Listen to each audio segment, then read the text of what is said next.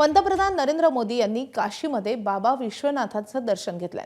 गर्भगृहात पंतप्रधान मोदींच्या हस्ते पूजा अर्चा करण्यात आली आहे। पंतप्रधान मोदी मंदिरातून बाहेर पडले तेव्हा भाजप नेत्यांनी त्यांना त्रिशूळ आणि डमरू भेट दिलाय।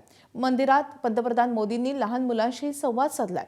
थोड्याच वेळात पंतप्रधान मोदींच्या हस्ते गंगा एक्सप्रेसवेचं लोकार्पण होणार आहे। 594 किलोमीटर लांबीचा एक्सप्रेसवे मेरठला प्रयागराजशी जोडण्यात आलाय।